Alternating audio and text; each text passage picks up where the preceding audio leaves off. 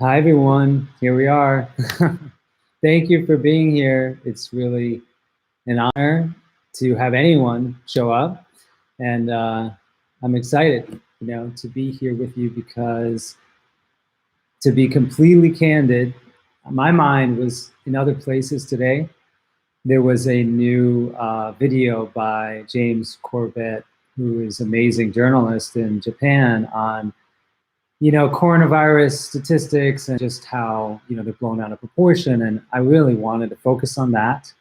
And then, of course, Stand for Health Freedom releases their new survey to ask people, how are they feeling about what's going on? Like, do you agree with the suspension of civil liberties in the name of public health precautions, like social distancing and the things that we're being told are essential and life-saving, that we need to do at the very least for the immunocompromised? And that was exciting to me. And it took my wife, Kelly, this amazing woman who I just have so much admiration for in her work, and just as this amazing wife and partner she is, to remind me that actually the work that I did do for Regenerate is in a way perfect for this time, that this book is going to, help to change the paradigm of thinking around the body and its limitations, its weaknesses. And it's also a positive vision, which I think describes accurately the truth about the body. So it's not a lot of imagination involved. It's more description of what is there, like what the new biology, the new physics is telling us our body is capable of, which is really a miracle, like ultimately. And so that's what's exciting to me, is I have those in my life who care about me, who know my work, who remind me to stay focused on the positive. Like this morning, I woke up and I went on a bike ride out here in Miami, and I'm near Biscayne Bay. Unlike a couple days ago, there were hundreds of people out. Today there were less. There was only a few dozen, and I even saw a fighter jet up in the sky. I guess it's here somehow to protect us from germs. I don't really know the meaning of it, why they have to activate that level of security, so to speak, over this. But it was a little bit of a different vibe, but I was doing what I know is right in this time and age. And it's what I'm here hopefully to help deliver to people, which is the message that when we choose to do the right thing for ourselves, basic, letting the body be the miracle that it is, letting regeneration to happen. And it's not us even letting it, it's happening by default. It reminds me of this phrase in Eastern, I would call it religion, but I don't know that Zenists would appreciate this, as if there were such a thing as a Zenist. So anyway, the idea is that we always already are completely whole. Like there's nothing to strive for. There's nothing to be done. It's the striving which subliminally or indirectly negates that reality. But that is very similar to what the body is all the time, is that we are constantly regenerating. It's a ceaseless process. It's a miraculous process. As you go down in scale, it becomes even more mystical. And that is the message that I'm hoping can be delivered through the conventional language of science, because it is something of a scripture. And that's the time we live in, where unless we have what we believe is the proper language, the proper evidence, that we can't take the evidence of our own senses, right? The miraculous body's ability to manifest energy and health and resilience. We can't even really accept that until we believe we have permission to. And so what I did with Greenwood Info, which was for over a decade, like a crazy little squirrel, like just gathering as many biomedical nuts as possible into this huge pile, like, oh, this is now what proves what we know, which is that basic nutrition, basic intentional movement, the elements, caring for self and other, that is what we need to be here, whole and healthy and holy. I mean, the word is, the etymology, I love this, of heal, whole, holy, It all comes from the Proto-Indo-European root, which we don't know the specifics of because it is so far back in the past. But the point is at the root of the meaning, there was no body and soul split asunder, like some kind of, vivisection experiment. That's where we're coming from. The old biology already assumes that our body and our mind are completely separate, and the body is pretty much a carcass, and there's these these genes that we inherit from our distant ancestors that pop off like time bombs, and we get sick and we die. And these germs outside of us are deadly, and we have to freak out at the prospect of even looking at someone or being within a certain number of feet within them. This is such a medieval way of thinking, and it has dominated for hundreds, if not thousands of years. Back when the plagues were around, I mean, the same thinking, the same mass, the same energy, the same hopelessness and despair and fear, and the same control structure that's based upon it. We're seeing that. And so my book was always intended in many ways to Trojan horse in the reality, which is that you are sovereign, that your body is a miracle, that we should be thanking God every day that when we get up, we don't fall apart. The amount of exposure to toxicity in the Anthropocene, the era of anthropogenic chemicals, of anthropogenic experiences, synthetic everything, and you and I are still somehow in one piece. I mean, I'm 47 years old. I didn't think I would get to be this old based on what I know I was exposed to from very early on in my life. They're injecting me with epinephrine. They're giving me vaccines, immunotherapies, steroids, antibiotics, surgeries. And look where my body is today. I feel that I'm relatively healthy despite all of that. And I think everyone who really starts to look carefully at that will come to greater gratitude and confidence and faith. I mean, I was that baby that they injected epinephrine into, right? The fight or flight hormone. That's terrifying.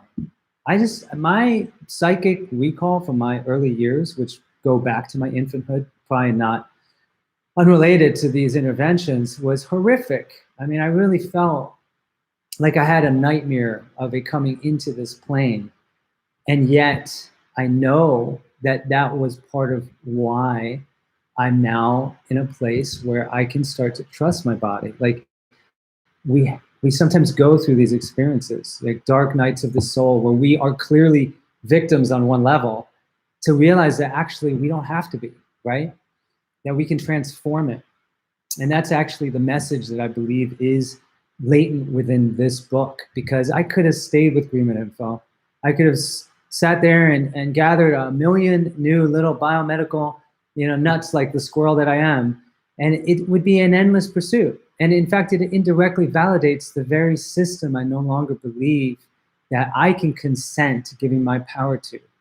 The one that is like this church that we believe the authority of the scripture, or the priest doctor, or global governing system that's telling us that we should freak out over, what is essentially a novel flu. That is not something I can consent to any longer and still maintain a sense of health and equanimity. That's in my soul. Those of us who have children, right, or grandchildren, we clearly see with the writing on the wall, like mandatory medicine. That is not something that in a healthy world, physically and spiritually, can be allowed to continue. And so the work that I feel I've put together in Regenerate is somewhat audacious, right? Because I'm saying basically chronic diseases, based on this body of research, are not what we've been told. You do not have to believe that you have incurable cancer or neurodegenerative disease or diabetes, because when you look at the reality of the biology and what's actually happening, the very thing we're saying is causing you to be ill and susceptible to premature death is your body attempting to heal itself, or the genetic polymorphisms, like the SNPs as they're called, that we are told are sort of like death sentences, like BRCA. Actually, some of those variations confer survival advantage. Like when we look at the body and its ingenuity, we look at how it has evolved over great, great time to survive. We start to understand its great intelligence, and that is the story that's written in the biomedical scriptures that we all believe show us the truth about the body. It's been there, it continues to accumulate. Again, like I say all the time, we went through an event horizon, right? Like going through a black hole in 2000 when they discovered the microbiome. That was a radical discovery, because guess what? The discovery that viruses and bacteria and fungi and all those germs, right, that we were told are here to kill us, we are more them than ourselves, all the way down to the most holy of all grails, which is the protein coding genes in the human genome, 11% retroviral. Remember retroviruses we're supposed to be so afraid of? And that's what we're finding out. And so this message is very empowering. And it's not something manufactured. I didn't come up with it. I'm just a messenger. I've just accumulated the research and hopefully provided in a way that is succinct and digestible and even may be applicable in specific ways, nutritionally and lifestyle-wise. So that's the interesting thing about this moment. I didn't necessarily envision that what I was writing was going to be so relevant to this moment, especially now that we know that having a belief about your body, and medically speaking, having a belief, for example, that, oh, actually my immune system is a byproduct of, for example, have I been exposed to chemicals that are immunotoxic? Have I had enough vitamin D or sunlight, which is essential for the functioning of my immune system? The immune status determines susceptibility. And so that basic reality is considered heretical and even dangerous. That's considered political speech right now. That literally, in some contexts, could be considered so radical that it could make you an enemy of the state, as we're seeing military enforcement of what is such a fundamentally childlike concept, right?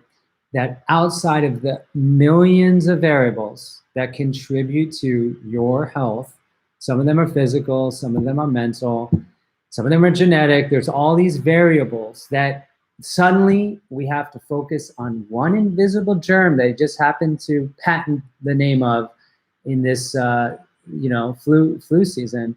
And then that is the reason why every single thing we hold dear, including our own boundaries physically, right, that we should just throw them out the window, because that is the dying system. That's the death row of the old biology and the entire superstructure of industries that have formed around this misunderstanding.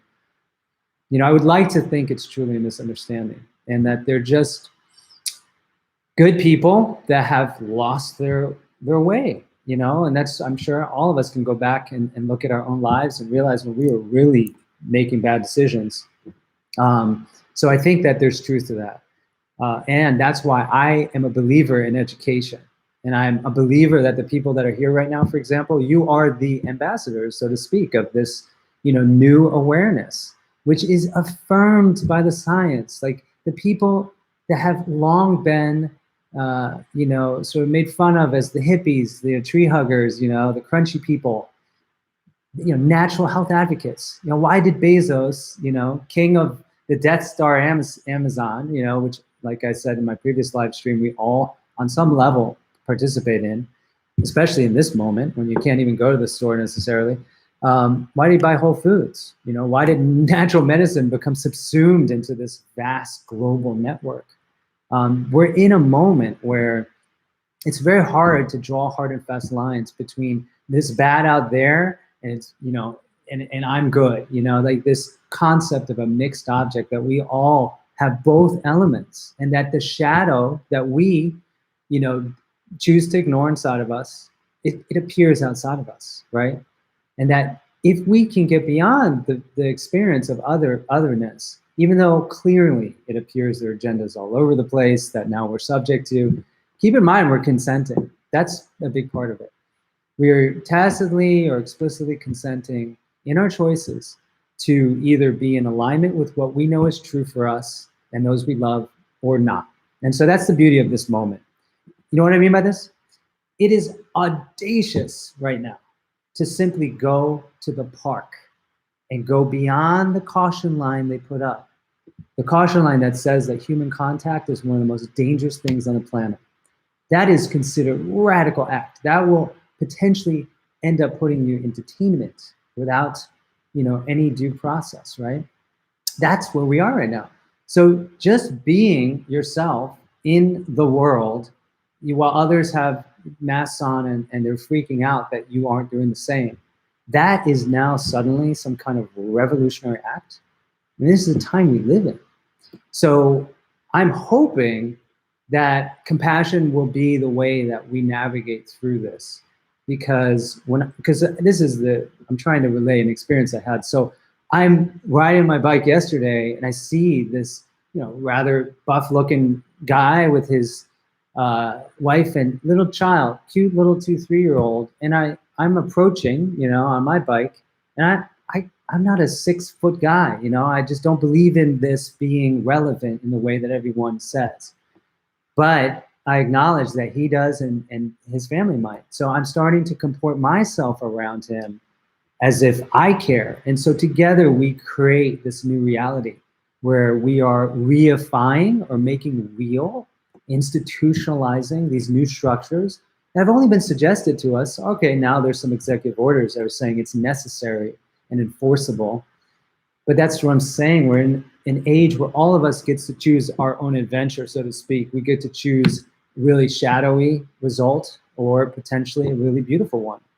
It took me some time to reflect on what, I should be doing in this window.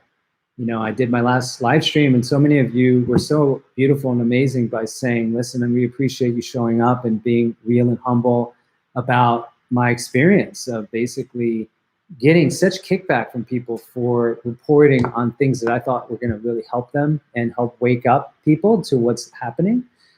And then I realized that actually people are so in their limbic system and so freaked out. That's probably the last thing they want, that they really just want to feel and see the humanity behind the Greenland Info brand, which is something now I'm trying to do, to show up and say, listen, despite everything I know, and listen, I have spent many years, in the trenches of looking at the shadowy development of what's happening right now to know that this is really serious. But I'm also aware that it's like what Nietzsche said, be careful of fighting monsters because you could become one, or be careful of looking too deeply into the abyss because it will look into you. And that's also part of the lesson of our time. I mean, there's so much darkness around us, and there's also so much light if we choose to see it and let it into our lives. But it will take courage. This is a moment where, like I said, you going outside within a certain number of feet to other people and maybe not doing exactly what you're told, that has potential consequences. And that's really an amazing thing, that something as simple as just being and doing healthy things for ourselves is now no longer permitted by this old system, which again, the reason why they have so much power is because they believe things that imply that we are powerless. The old biology says that. We are literally powerless. When you think about it, okay, let's think about it this way. We are literally just like balls of plasma, of like just gel. We're just gel, basically. We're 99% water by number, molecule number. That's crazy. How do these Shaolin masters basically do everything they do? They're like poking swords into them and the resistance. What is that? Maybe because we're more than just a bag of chemicals, right? The old biology wants to say, oh no, you're just a bag of chemicals, trust me. Well, actually, the field, the electricity, the potential within every cell of your body is infinitely larger than we've been told. My book goes into that. It's on the chapter in chapter 3 of the new biophysics. And it is amazing, it's astounding to think about the power that one individual has. I think about that individual in Tiananmen Square with a tank approaching, and they're just sitting there. And it's that kind of certainty and strength that the human soul bears that's founded in a body that is capable of similar feats of incredible power and adversity. That message is the future. That's the message that we need more than ever. And it's not going to be through blowhards like myself or anyone else. It's going to be through us really living, experiencing this possibility. What I am, hopefully, is just a messenger of possibility. I used to work with troubled children, and I knew, and I still know this today, it's true for adults. They look up or down to your expectations. They live up or down to your expectations. If we do that to ourselves all day, if we don't think we're capable of healing something, it's very likely, in fact, it's almost certain we're not going to do it, because we're going to default to the very depressing, sort of psychogenic consequences of that. And so this is what I hope to bring to the world, is simply describing the science that's accumulated that supports this deep certainty that the ancients have always held for us. All these incredible traditions. You could go, any of you guys on this chat could go deep into your family lineage and find the wisest of all traditions. If you're Russian, if you're Chinese, if you're, Guatemalan, I mean, it's incredible. The ancient wisdom that's now being validated by the science. And I'm talking about the sheer miraculous nature of what humans are capable of. I cover some of that when it comes to things like manifesting matter out of light or transforming elements into one another. I mean, this is the science that now is inviting us to completely revolutionize like our concept of what it means to be human and what we need. Like, here's a good example. This was one of the Trojan horse-in concepts that I didn't think would be as relevant as I now do, which is that your cells are not just these glucose burning, furnaces, which is ultimately what a lot of the thinking around cellular bioenergetics has been founded on for decades. Rather, your cells are capable of harnessing the light from the sun through water, which is one of the best molecular batteries for that. Thank you, Jerry Pollack, for your incredible work that's revolutionized physiology and every aspect of medicine. Now, we're water-based, which is to say miracle-based, because when you start really plumbing the depths of water, you find out things like water can implode, create a cavitation event that can generate temperatures that not only are similar to what's found on the surface of the sun, but may actually go into the millions of degrees, enough to literally cause like fusion and fission. And so that is amazing. I even found research on ultrasonification of membranes, water-based membranes in our cells that can induce cavitation. Our voice goes into the ultrasound when we whisper. So we can self-cavitate. I mean, this is like, we can literally create immense energies in a way that science could never account for. And so when we start to understand that and start hearing stories about people walking through walls or levitating, megaliths, I mean, how did they do it, right? How did they lift 200,000 or 2,000 ton pieces of stone and miter them perfectly as if with a laser? How did they do that? Probably through acoustical and water-based phenomena that we are just now understanding. So I started to touch on this in my book. That's what I was so excited about. It wasn't as much about the microRNAs and some of the amazing post-genomic revelations about how we can impact our gene expression. Turmeric is a miracle herb, that's in there, but there's more there than that. So much more, that I hope that this helps to spread an awareness that despite this moment that we feel we're in, where everything is closing in and a new world government is trying to form that's militarized and telling you can't even move out of your home without permission, you track everything with phones. That very moment, we're here today, you and I, we have this technology to spread, this incredible information at the speed of light. That's not been accounted for. You know, if there is some master agenda, you know, if this is a pandemic, I don't know that they accounted for this. And we can together spread an awareness that will usher in this new age. The technologies exist. We know now that government has literally been snatching up certain patents under national security auspices. We have to protect the world, because if you release a free energy device that can extract infinite energy from water, well, that could destabilize the fossil fuel-based economy and the petrodollar, and then everything falls apart. Well, guess what? Everything's kind of falling apart now anyway. So it'd be nice to have a technology that you could have at home, not connected to a grid, that's decentralized, that you could power your whole life with, that creates no CO2, that has no petrochemical off-gassing. Well, guess what? That's actually a reality. That's one of the things this book did for me. I started off as sort of like, let me talk about this miracle of regeneration, right? This lightning bolt of awareness I had that our body is founded on an immortal cell line, and that some of the most feared conditions of all time, like cancer and, you know, heart disease, are actually the body's own healing mechanism that has reached a level of sort of fatigue that is unprecedented, and that we're blaming the victim. We're blaming the Band-Aid for the bleeding. But it's regeneration at the heart of even what cancer is. It's regeneration at the heart of what heart disease is. I mean, I've got hundreds of pages on this in there that you can go look at and see the evidence and come up with your own conclusion on that. But the point is that we're at this point where we are starting to understand what we're really made of. There is an immortal thread of resilience within each and every one of us. You don't have to believe in the soul. It's in the biology itself. But I think that that's the precondition for us to transition into a more truly spiritual orientation.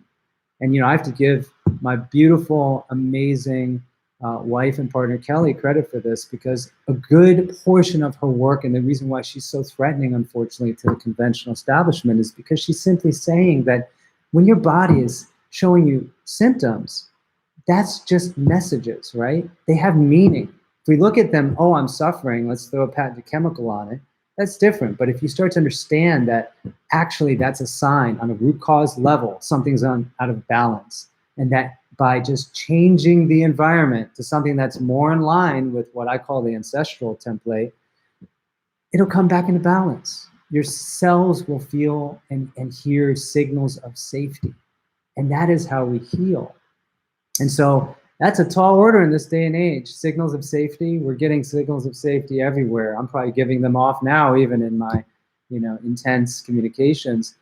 You know, it's a challenging age we are in because we have access to the world through this extremely toxic technology, which, by the way, thanks to my good friend Josh Del Sol, you know, we co-produced the 5G Crisis Summit. We're really looking at solutions that are safe, and they exist. Can you believe it? Tesla envisioned the cell phone, what was it, 100 years ago?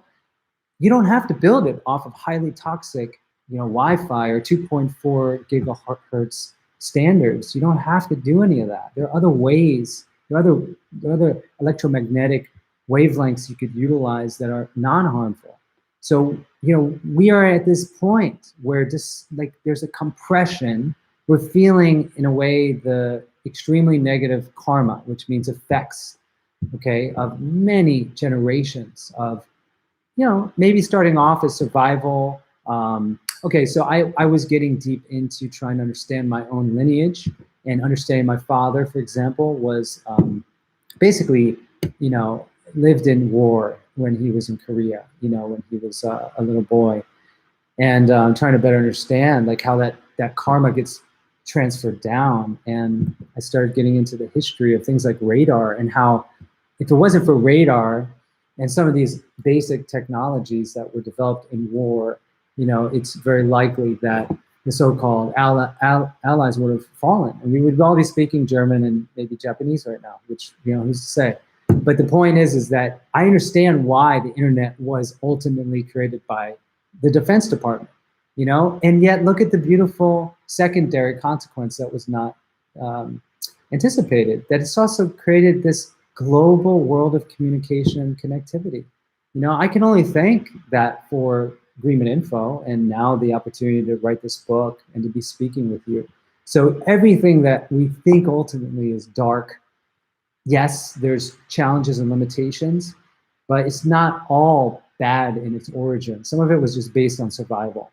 Like much of the psychological garbage we carry around that called our personality is just the byproduct of traumas, many of which are passed down from, our parents who survived, thankfully, extraordinarily toxic situations. But compassion, again, is, I think, going to be one of the ways that we navigate this moment, because there's going to be a lot of ups and downs. So I think there may be some questions here. As you can see, I like to rant, and I don't know if that's a good thing.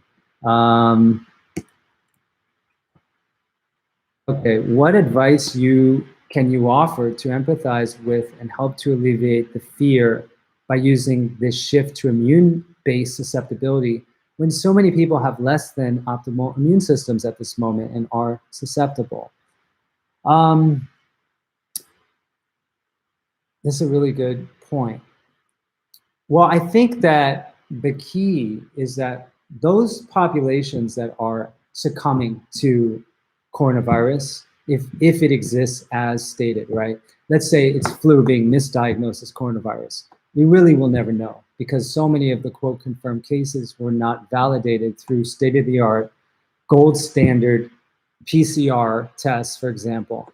So we will never know. In fact, we can see clearly now that this whole pandemic, some call it a plandemic, which I think is probably more accurate, is just being piggybacked on what was a natural cycle of the seasonal flu. And so those people who, like in Italy, when their equivalent of the CDC announced, like it was like a week ago, that 99% of those who died there, actually, those people were already sick. That was an example of the people that are in most need of support right now are those whose immune systems are already compromised from chronic disease, right, comorbidities, and aging. They need the support of their loved ones. They don't need to be isolated.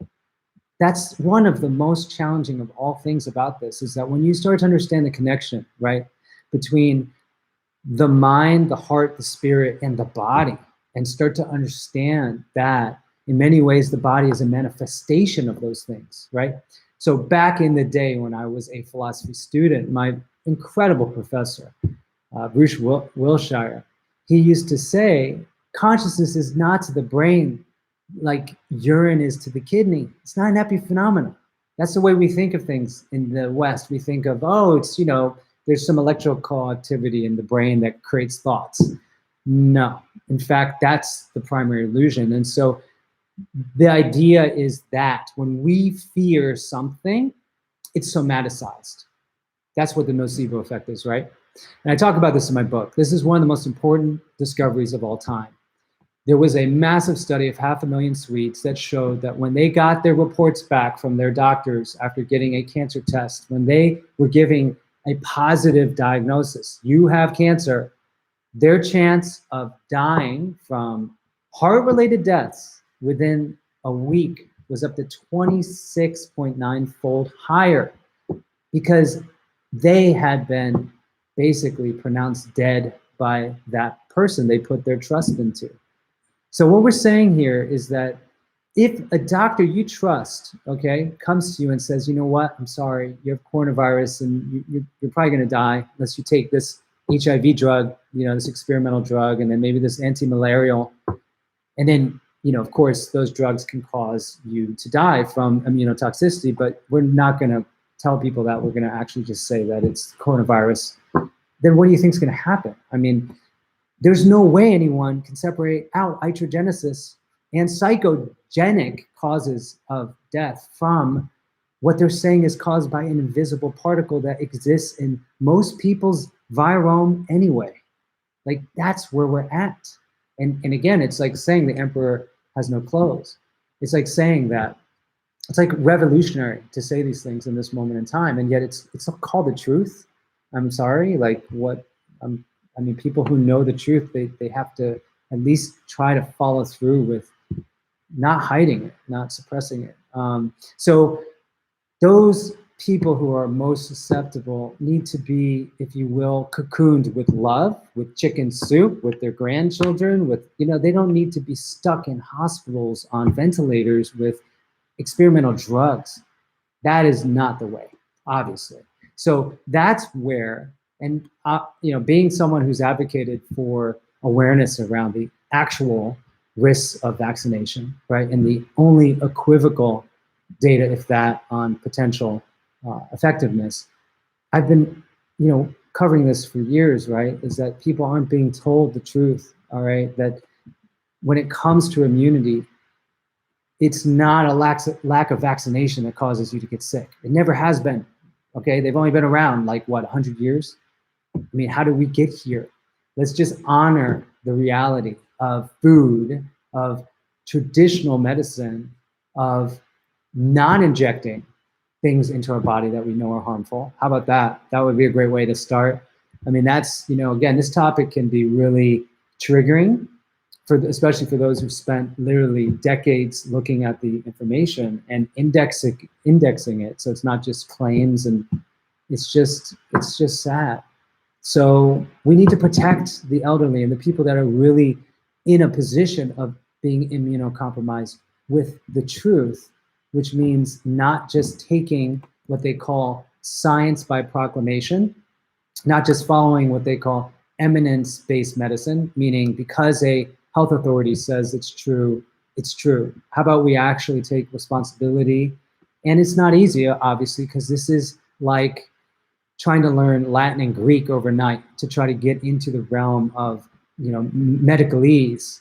And so there's a lot riding on trying to find sources of information you can trust. But there is an incredible group of people around the world that has been already writing about these topics and reporting on them. I highly suggest that you follow James Corbett at the Corbett Report, and he has done an incredible job. His last video, I'm going to be sending it out soon, on the Italian mortality statistics, is just so liberating, because on the one side you have individuals that are saying this is like the plague. The other side is saying, actually, relative to the seasonal flu, look at the fatality numbers. It's nothing even close to the seasonal flu. So I just think that the truth will liberate us all. And the more that we do the education and stick by our guns, like really just be, not literally, you know what I mean, but just be true to what we believe, that is going to have the greatest effect. And remember, the more aware we become of what's actually going on and how strong we actually are, how we can support our immune system, that is going to transfer over. Are the people in our lives that are afraid, that are uncertain, that maybe don't have the time or opportunity to do this research, they're going to feel a lot more secure knowing you know what's going on, and that despite the pandemonium around us, right, that is being just fire hosed at us through mainstream media, which we choose to consent to ingesting, right, that's on us, we can be the boundary, the safety they need. That is going to transfer directly over into immunity. Everyone knows, right, stress, fight or flight, immediately suppresses the immune system, because it's designed to get you to run as fast as you can from a threat, like a predator. So the long-term consequences of that, especially when sustained, are you're going to see a depletion of your immune function. So that's another argument for us chilling out and realizing, you know what, let's live a life, by the way, where it's not just about being as safe as possible as we can from any possible threat. Because if that were the case, right now we'd be having a global shutdown over heart disease, over cancer, over swimming pool accidents, right? Over coconuts hitting people on the head and them dying. I mean, this is literally the context we need to apply to this in order to attain anything close to sanity. Yeah, the forced vaccination question, I know. I'm definitely going to try to follow up on this. So the basic principle, which I think everyone here probably has heard of, is called a hygiene hypothesis, which is that we need to be exposed to basic viruses in order to even gain immunological self-tolerance, which means we don't develop autoimmunity. Okay, our immune system will blow back on itself because it's designed to prep itself when it's exposed to challenges from the outside. That's immunological self-tolerance and homeostasis. So you take away the germs, and guess what happens? You end up with Th2 dominance. And there's a lot of things like allergies and cancer risk increases. And if you even look at heart disease, it's basically an autoimmune condition, right? The immune system is trying to heal and often is mistargeting plaque and injury in the arteries. So there's so many consequences, right, to not having exposure to the macrobiome of the earth. And I get so much into this. These bacteria are essential for our ability to survive the Anthropocene.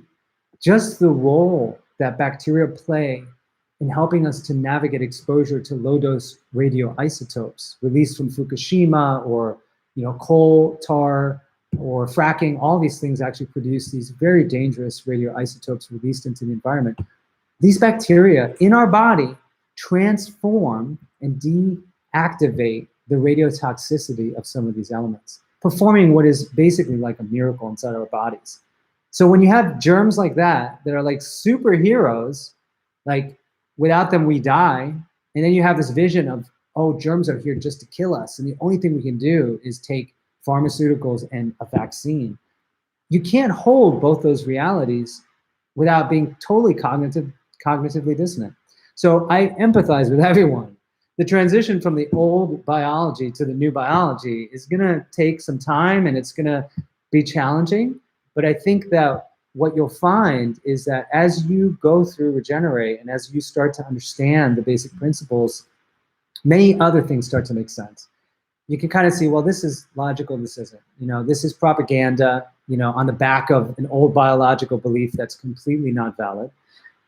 And then this isn't. This has some validity. And that's, I think, what we all need to do here is we're responsible for deciding how much of this is real and how much it isn't, unless we decide that we're not, and that we're just going to take a specific authority we believe knows better. It might be the CDC, it might be CNN. I don't know that there's much difference between the two. They're both in Atlanta, Georgia.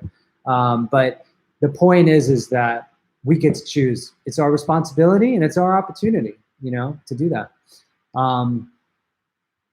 Yeah, you guys really do get it. As far as other questions, okay. What illnesses? Okay, so interventions. And so again, I know this is a very elaborate discussion for a book launch, but we live in very strange times. And yeah, I will say I was encouraged in Regenerate to really focus on application. In fact, I did the Regenerate Masterclass so that I could focus on that. And I don't know that I did great with that because, again, I tend to go more philosophical. But I will say that there are things described in the book that I think will help us navigate this moment in a way that should translate. You should really feel it. And what I mean by that is that it's very difficult in these times to not engage emotional eating or self-medication. And I've had a long history with that. And so I want you to know that in this time, I think the goal is to really prioritize self-love and self-care and acknowledge that, all of us, and I'm a man who lives in a world where you have these archetypes of the man has to be tough, you're not supposed to feel feelings, you're not supposed to be vulnerable. And there's something to that, right? That doesn't help me navigate a challenging world to feel like I'm going to collapse inside. But the reality is, and in part because of my work with Kelly, I have to acknowledge there's a boy here, right? And it's a sacred aspect to that archetype. And the same for you women out there that have the little girl. And we have a relationship to that archetype through food. It's mediated through food.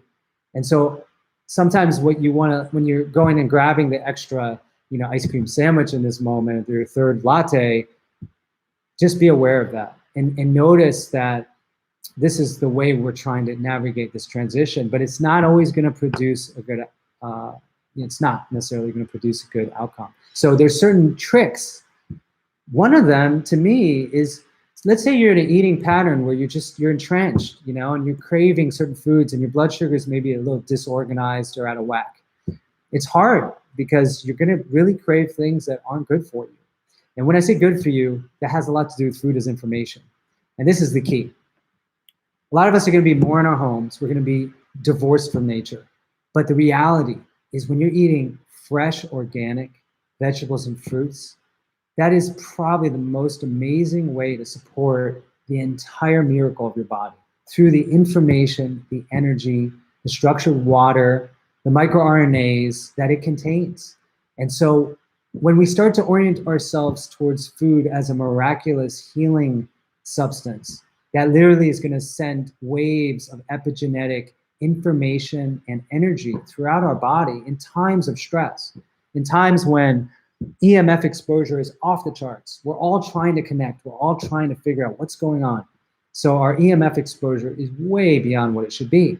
Well, guess what? The beauty of it is that through hydration practices, more important than ever, is that we're getting good quality water and plenty of it. And when I say good quality water, that's not an easy ask in this day and age. I mean, we obviously can get, RO filtration. AquaTrue is one of the devices that I promoted for a while because I know it uses the same filter as, the big corporations use to just take out the gunk from the municipal water. But then you want to restructure it, right? With a little sea salt, maybe a little lemon, sunlight if you have it, some flower remedies. Amazing way to get structured water back into your body. The reason why it's so important is because EMF destructures water. It actually preferentially is absorbed by water. That's one of the big issues with 5G as they ratchet up the gigahertz. They're not there yet, but eventually when they start going to 30 gigahertz and 60 actually absorbs up to 98% of the radiation in the oxygen. So that's a big challenge. But already the gigahertz standard, right, 2.4 gigahertz, which if you're on a computer, at least I'm hardwired here, that is what we microwave food with, and it heats up the water, right?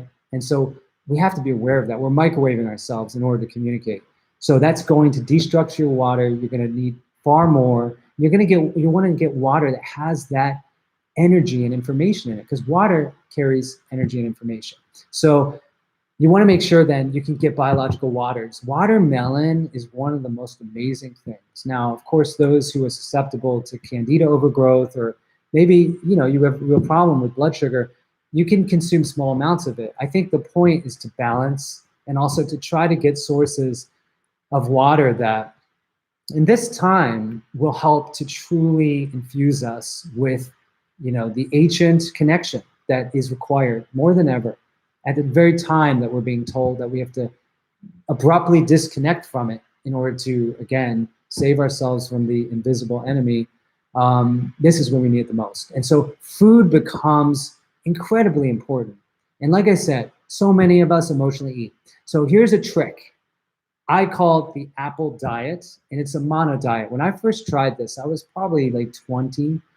It was amazing. I went right to just eating apples, and I felt so liberating because I'd always had food addictions and morbid cravings for wheat and gluten-based foods. And I did a lot of research on trying to understand why that's true. A lot of it has to do with the opioid receptors in the body.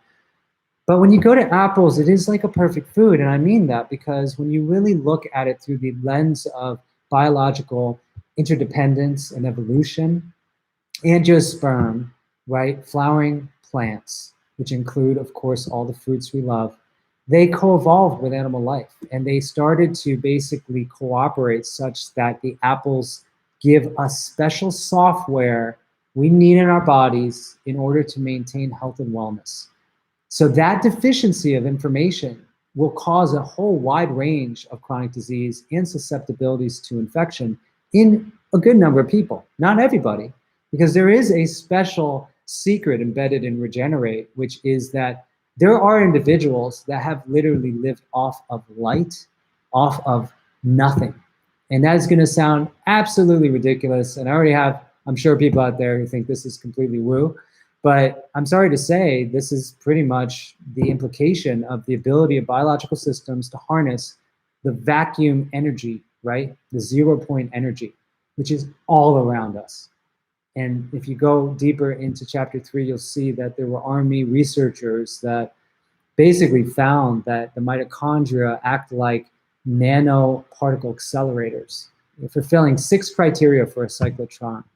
capable of accelerating hydrogen ions up to near the speed of light, transforming them into matter. Like that kind of stuff is super exciting. And it's probably happening every moment in your body. And it's probably one of those things that if people really understood, it would change everything we ever thought about medicine and what our body needs. But in this time, when we are stressed and we're already eating foods that we've been addicted to our whole life, just eating apples, let's say it's just one meal in the morning for those who want to start off, just very carefully. But I prefer this over going to a water fast, in other words. I did a 7-day water fast. It was amazing, but I also saw some adverse consequences. So what I like is to introduce people to the radical simplification and this meditative practice of really listening and feeling the apple and what it means to your body, what it really is here to teach you and give to you is tremendous. And it sounds like poetry, but it's just reality, because when you start understanding microRNAs and how they can actually supervene upon and govern the expression of the majority of the protein coding genes in your body, you start realizing actually apples can control the expression of my biological and genetic destiny. That's amazing. It's also kind of scary if you think about you've never eaten anything real. Let's say we're all on this new agenda food of GMO synthetic. Well, that's actually not going to work. That's going to make us pretty much like into adults and make us sick. So that's why this, I think, information is really powerful, because I think people will start to understand when food is information.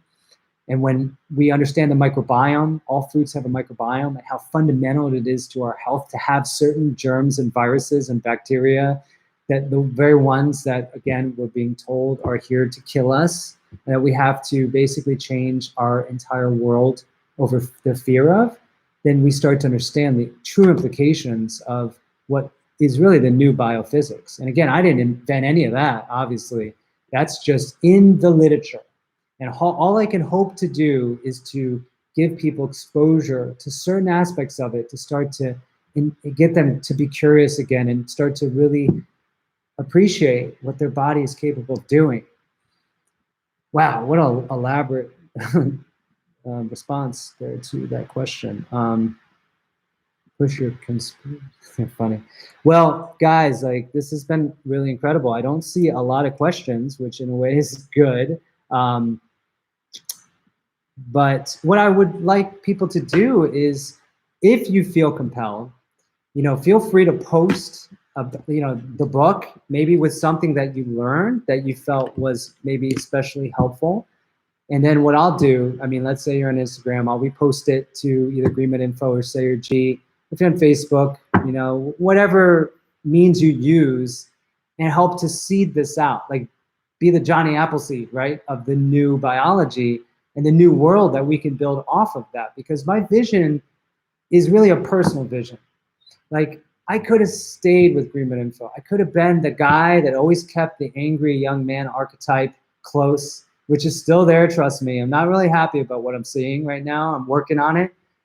But I also knew that I wanted to anchor in a vision of what I think is possible in terms of regenerating everything. Like, literally, like, I didn't believe until recently that we could avoid the nuclear apocalypse of the meltdown of all these nuclear reactors. I literally live within 15 miles of Turkey Point here, which is insane. This is a Fukushima-style reactor that's been overheating for years, and they keep on giving it more license to open more units and keep leaking into Biscayne Bay. And the more I studied radioisotopes, the more I learned that actually they are orders of magnitude more toxic to the human body than anyone has ever acknowledged through these regulatory agencies. So I was starting to live in a pretty bleak reality until I started again to get into the new biology and found evidence that bacteria literally exists that will transform and completely neutralize these highly toxic radioisotopes that would otherwise be on the planet for millions of years. That is amazing, that we actually have the ability through certain compounds, let's say the biomelanin from dark mushrooms, to transform radiation into usable metabolic energy. It's incredible. So these are the types of things that get me excited. So this book to me is a platform for the future, a platform for speaking to all the amazing things that are possible now. Thanks again to the internet, thanks to all the science that's accumulated, some of which has been ignored or vilified or suppressed. I would like there to be a landing place for that. That's what the Regenerate Project is, actually.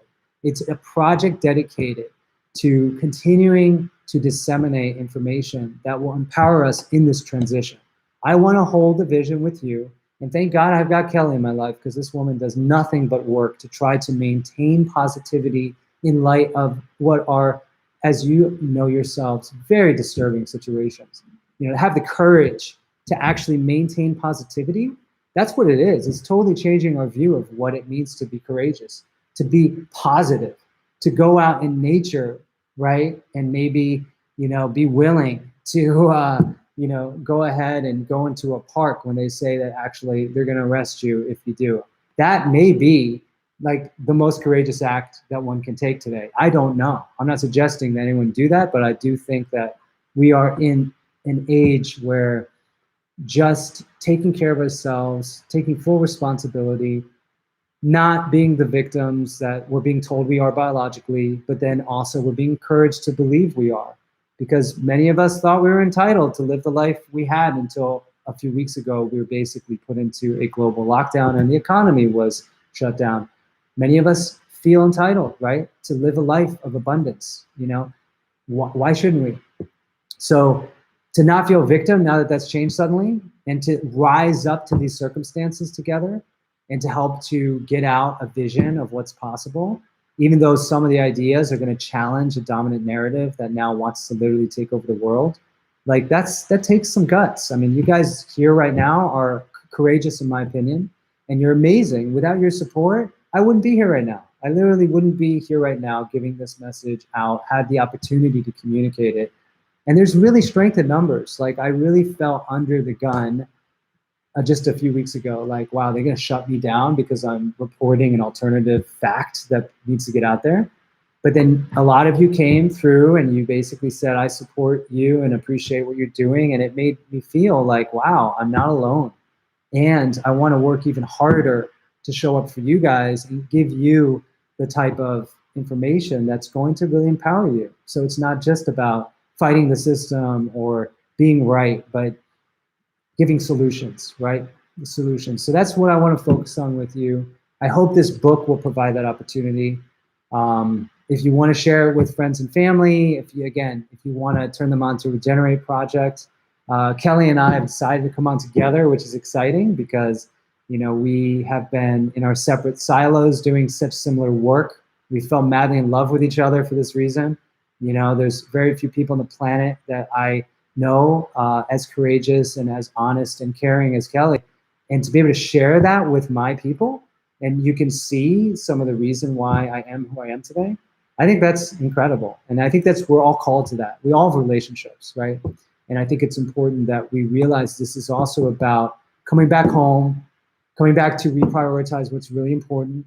And that's going to be a big part of it, because we start healing the world one relationship at a time. Obviously, it starts inside, then it goes from there, and then from there, we're all one world again. You know, it sounds kind of like a Coke commercial and like, you know, unicorns prancing in the background, but I think I would rather choose that possibility than live in the other possibility, which is all going to go to hell in a handbasket, which is, you know, plenty of reasons to think that's going to be the case, other than the fact that you guys are here right now. So thank you guys for everything, for being here, and feel free to leave a comment. And again, share what you think is exciting in the book. And I so appreciate everybody that came to be part of this event, and those who will be watching it on the replay. All right, thanks so much, guys. Bye.